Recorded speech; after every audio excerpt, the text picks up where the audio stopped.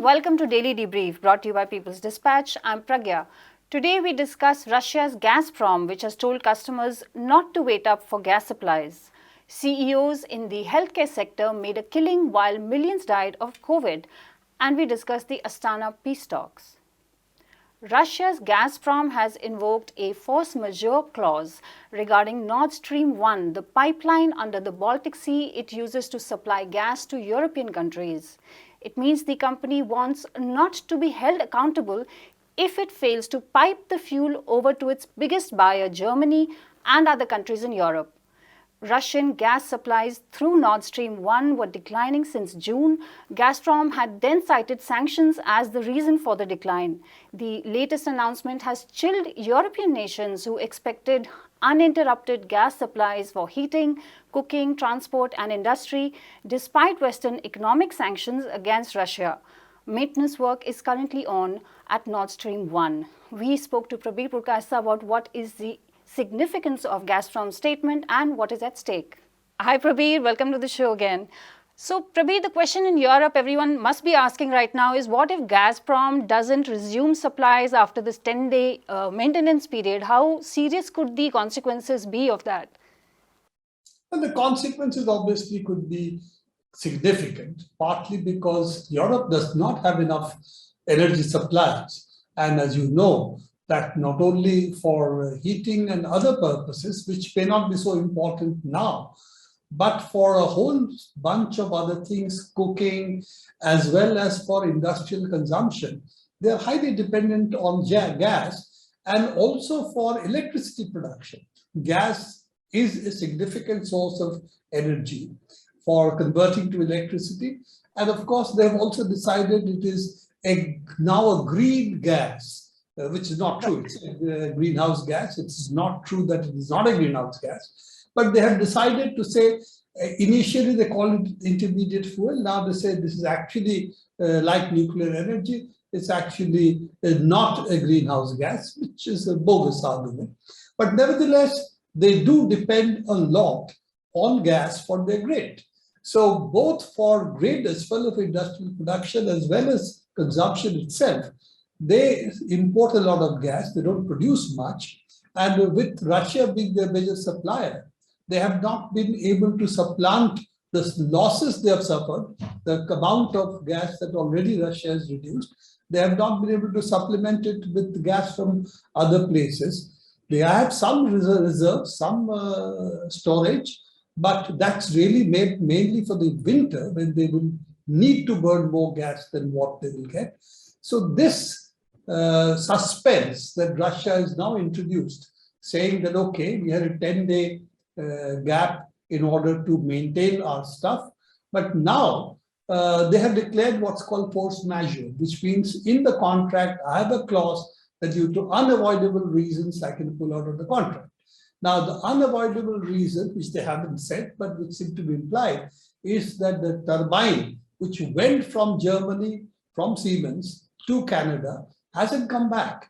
It apparently has been dispatched to Germany, but from Germany to reach Russia, it's going to take some time again. It's going to go, I believe, overland via Finland to Russia, and that will take at least 2 to 3 days to reach there, 4 days.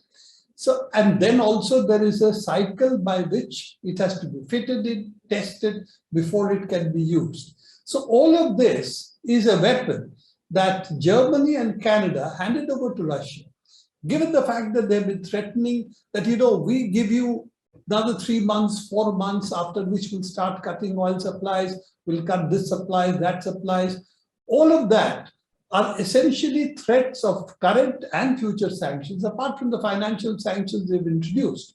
Right. Given that, to expect that Russia will actually be very kind to them and generous to them and not retaliate is actually being very foolish. It's not realistic in any international sense, international relations sense, to expect that you can go on hitting somebody and the other party will not retaliate. In this case, Russia is still within the contract.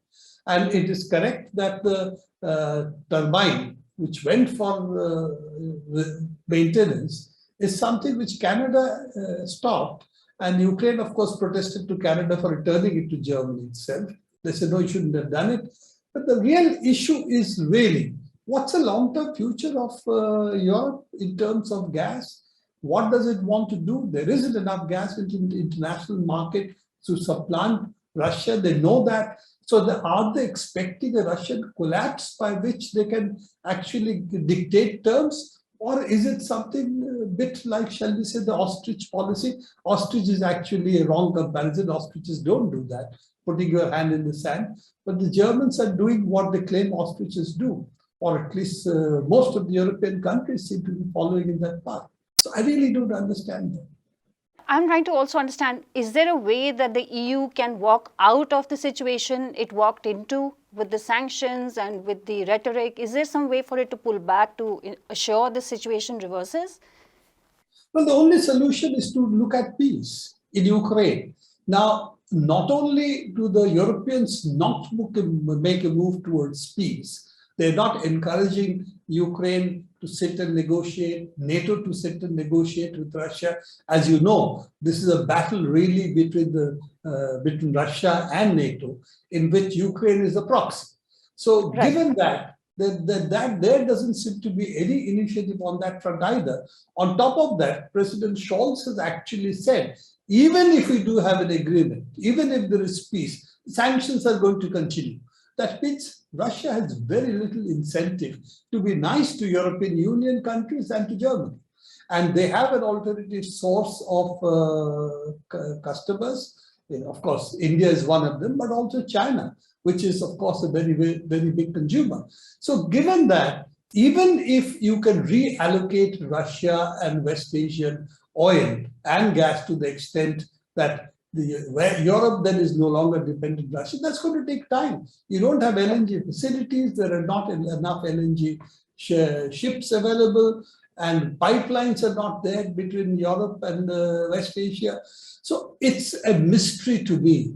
What is it that the Europeans are gunning for in terms of policy and where they are going with this? So, Prabir, it seems the European people are paying the price for what their governments are doing.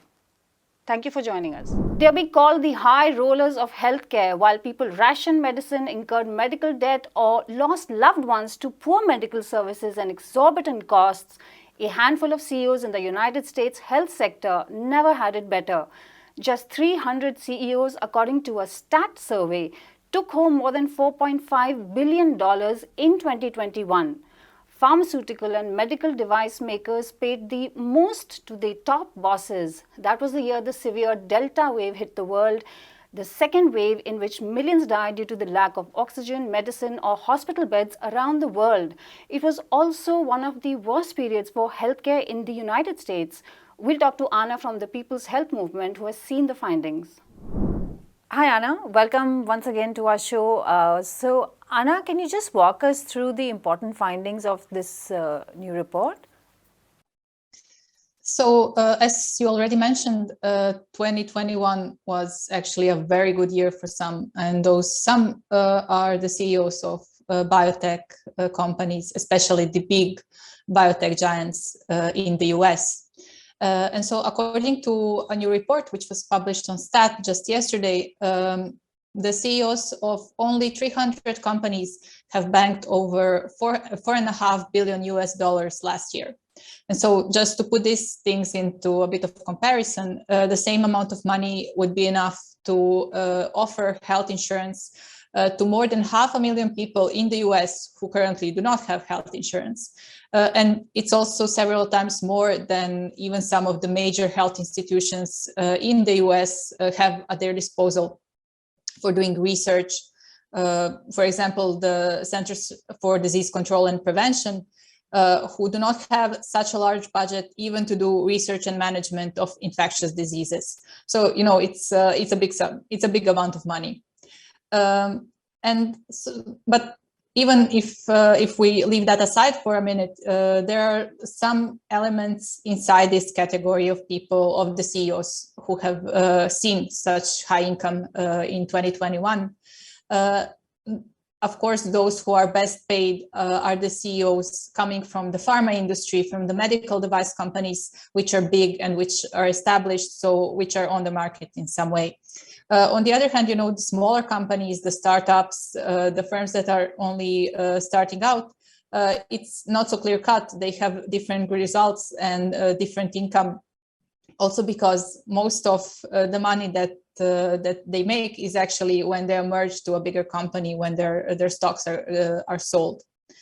And another thing that it's interesting to look at, it has to do with how the payment of the CEOs is actually structured. So you would expect that, at least one larger part of the payment would be made of the salary, but it's actually not. Most of it comes from stock income. So approximately 80% of the compensations of the CEOs that have been analyzed by STAT was actually originated from stock awards and other related sources. And so this happens because when they come on board in a company, CEOs are often given the opportunity to take stock or to buy stock. And the company, it makes an approximation of how much approximately this could be worth in a set amount of time. But of course, what happens and what happened in the case of some of these CEOs is that the stock does much better than it's expected. So the approximation that the company gives at the beginning and the things that are made public are actually much lower than what the CEOs are making. And as we have seen, it's tremendous amount of money. And of course, it should go without saying, but when we talk about the health system in the US, it's not actually the best way to structure our health system. The way that the payment structure and that basically the medical device production industry is structured today, it's oriented towards incentivizing people to basically sell more, be it products or being services, to raise the prices, to rely on patents for raising profits of their company. Although all these things might be harmful for people's health. And in the case of the US, again, we have seen this as a very stark example, because in 2021, when the CEOs were making their $4.5 billion US dollars in profits, in income, over 1 million of people had died from COVID-19. Right. Anna, there's also a question of the salaries within the sector. Does everybody get paid a very high salary, or is it only a few who take the best out of the money that the company has to offer? That's also quite an interesting question. And even if we look at the CEOs themselves, we see some of the difference that arise. So, for example, women CEOs didn't make as near as much as the men CEOs did. So, from the 100 highest paid CEOs from the analysis, only 6 were women. And if we look at how many women were in actually CEO's position in the system, it was only 10% of them. So, okay, but this is maybe not even the best example, because although they make less than the men CEOs, the women CEOs of health companies still make enormous amount of money, and it's nowhere compared to what the other health workers earn every year. And so what we know from this report and from other reports is that the health workers who are in direct contact with patients, so we're talking workers in home care, in nursing homes, in hospices, they, on the other hand, had the industry's lowest pay. So basically, we're paying those who treat us directly less than those who are sitting in CEO positions. And so, this also relates to the point that I mentioned about women, because we know that differently from CEO positions, women are most likely those in the lowest paying jobs. So, women make most of the workers in the care sector. They make most of the workers in home care, in nursing homes. Most of women are nurses. And these are positions that are badly paid compared to others. And in the case of the US, again, the fact that these workers are women intersect with other, other things as well. So most of the women come from minority communities, or they're Black or Latinas, and a big part of them works part-time. So that actually reduces their income further. So if we look at some of the examples of these workers, for example, there were two firms with around 30,000 people employed in the US, which both deal with nursing homes and home care. And so one of them paid a median worker around $24,000 a year. So, that's nowhere near the endless millions of dollars that we were seeing coming in the pockets of the CEOs. And of course, there is one final thing to point out, is that those companies that tend to have workers who are badly paid are also, some of them are companies which employ people outside of the US. So basically relying on workers in other countries to fuel their profits at home. And for example, there was one medical company which makes teeth straighteners in the US, and in 2021, its median employee, who the report points out would be a computer designer based in Costa Rica, she made around $13,000 US in 2021, and that's approximately more than 8,000 less than what the CEO of this same firm made. And of course, when we look at the future, and this is something that the report points out, that we should take a long, hard look and think about, which part of the system we want to see money coming in the future. So do we really want to spend even more money to make CEOs even richer and to increase their stock exchange or whatever? Or would it maybe make more sense to give more public funding to support good jobs in the health and care industry, which everybody will profit of, so both patients and health workers alike? Absolutely, Anna, and thank you very much for joining us. And finally, yesterday we talked about Russian President Vladimir Putin's visit to Iran and the state of Russia-Iran ties. Today we'll be taking a look at the Astana process, which is the formal reason for the visit. Iran on Tuesday hosted the 7th summit of the Astana peace talks to resolve the Syrian crisis. The talks were between Putin, Turkey's President Recep Tayyip Erdogan, and Iran's President Ibrahim Raisi. The talks in Astana began in 2017 but have taken a more urgent air currently, as Turkey has said it would launch military operations in a 30-kilometer deep region on the Syrian side of the Turkish border. We'll go over to Abdul from People's Dispatch, who has been following the development. Hi, Abdul. So, Abdul, can you just talk us through the history of the Astana peace talks, what they mean and what they seek to achieve right now? Well, as we all know, the war began in Syria in 2011.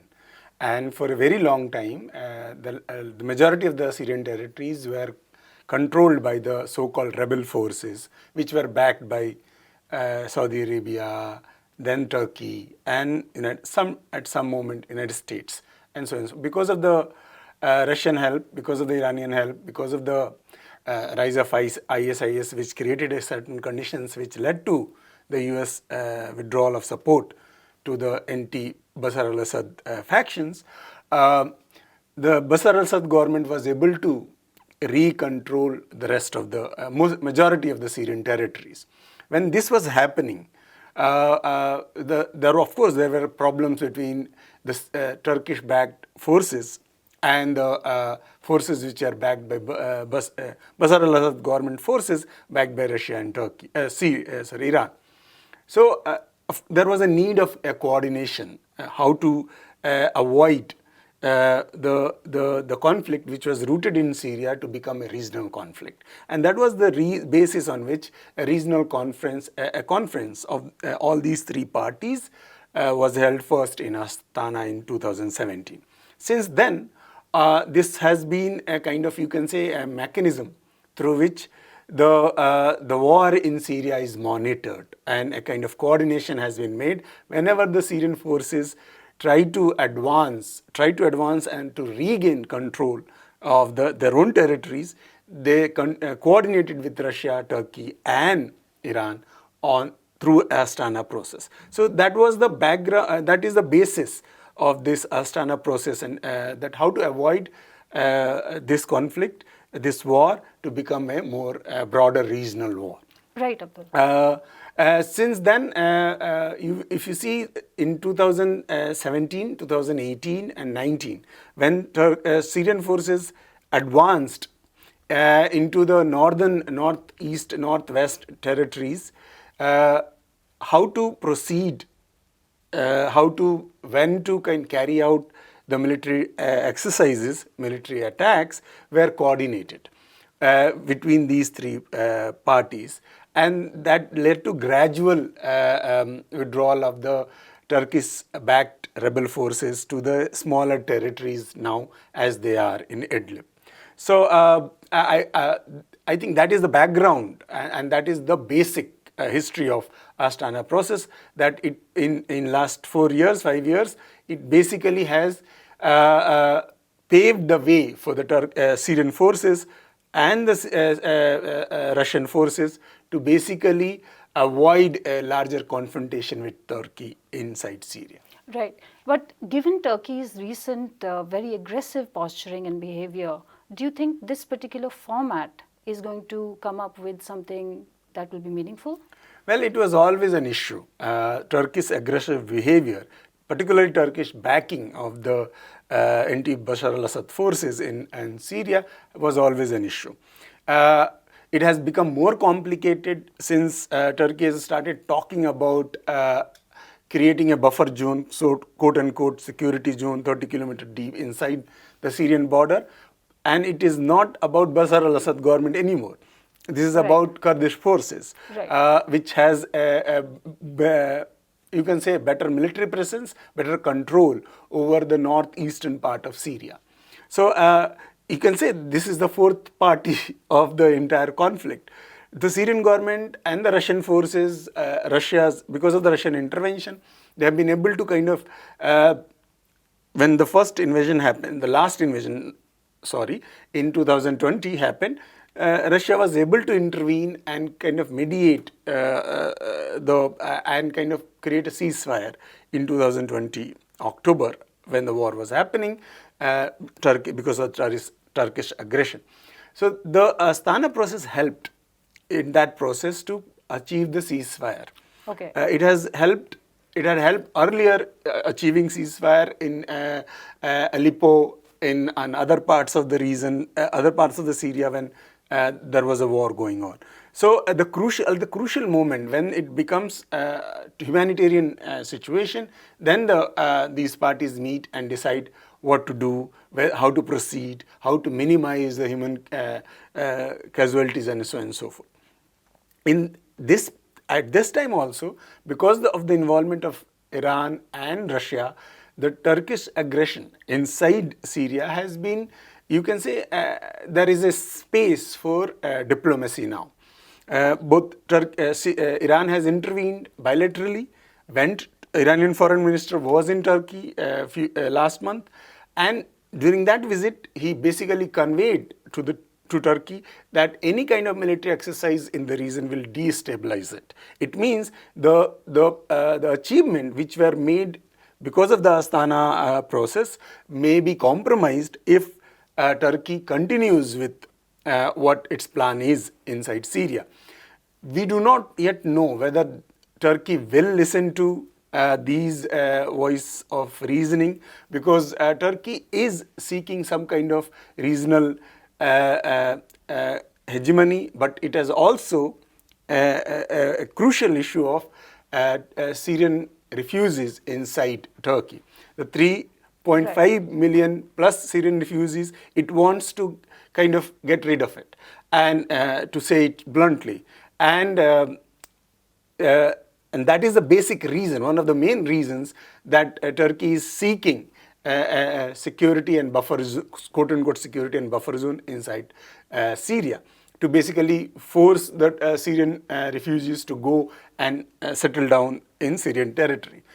Whether this particular objective of Turkey will be achieved or not, that will be discussed. Of course, it will be one of the major agendas of this round of discussion in Iran. And the outcome of the talks of this round of discussions in Iran will, by and large, will depend how Syria, Iran, and Russia are basically how they are dealing with this Turkish demand of resolving the refugee crisis. That, I think, that is the central concern this time. All right, Abdul. Seems like things are paused at a very crucial moment in Iran right now. Thanks a lot for your time. And that's all we have for you today. Thank you for watching Daily Debrief. Do come back to us tomorrow and follow us on Facebook, Instagram, and Twitter. And for more such stories from around the world, visit www.peoplesdispatch.org.